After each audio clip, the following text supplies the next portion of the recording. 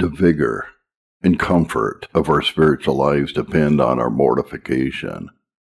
The final principle I will emphasize is this: our spiritual strength, vitality, and peace are closely tied to our ongoing mortification of sin.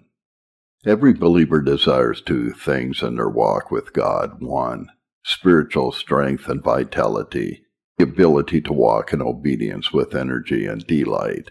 2. Peace and assurance, the inner confidence of God's love and favor.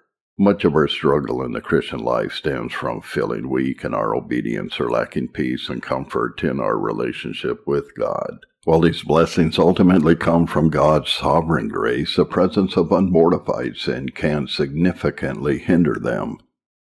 1. Mortification is not the source, but it removes obstacles. We must be clear. Mortification itself does not create spiritual joy or peace. God alone grants these blessings according to His will, Isaiah 57 verses 18 to 19. Even the most faithful believers may experience seasons of deep distress, despite diligently and mortifying sin, as we see in the life of Heman in Psalm 88. However, mortification plays a crucial role in our spiritual health. In the normal course of God's dealing with us, our strength and comfort depend on whether we are actively battling sin or allowing it to thrive. 2. Unmortified sin weakens and darkens the soul. Every sin that remains unmortified does two things. 1. It weakens our soul, draining spiritual strength. 2. It darkens our soul, robbing us of peace and assurance. Sin drains spiritual strength. When David allowed sin to fester in his heart, he described the impact. There is no soundness in my flesh.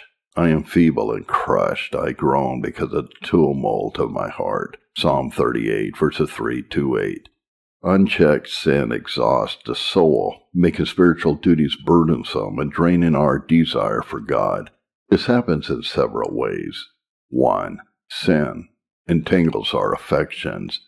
If sin is tolerated, it competes for our love and devotion. Instead of being able to say wholeheartedly, Lord, you are my portion, Psalm 119, verse 57, our hearts are divided. Sin weakens our delight in God. 2, sin distracts our minds. The thoughts of a believer should be filled with God's truth. But when sin is allowed to remain, our minds become preoccupied with sinful desires or the guilt of past failures. We may try to resist sin outwardly, yet inwardly our thoughts return to it again and again. 3, sin hinders our duties. A man driven by ambition spends his energy pursuing success rather than seeking God. A person caught in worldliness is more concerned with possessions than prayer. Lust, pride, greed. Each sin pulls the heart away from communion with God. Sin darkens the soul. Not only does sin weaken us, but it also creates a barrier between us and the assurance of God's love. It is like a thick cloud that blocks the light of God's face. When sin is given room to grow, it destroys our sense of peace with God, clouds our understanding of adoption and grace, makes our prayers feel cold and ineffective. A believer with an unmortified heart will often cry out to God for comfort but find no relief. Until sin is confronted, the soul will remain restless. Thirdly, mortification strengthens and revives spiritual life. Just as weeds choke out a healthy plant, so sin chokes a work of grace in our hearts. Mortification removes what hinders growth, allowing faith, love, and joy to thrive. Picture a neglected garden. The flowers are still alive, but overgrown weeds make them weak and hard to find. Likewise, when sin is not mortified, our spiritual graces become feeble. We may have faith, but it is not strong. We may have love for Christ, but it is not vibrant. However, when the heart is cleared of sin's entanglements, faith flourishes. It becomes strong, active, and fruitful. Love grows. Affections for God deepen and overflow into joyful obedience. And zeal increases.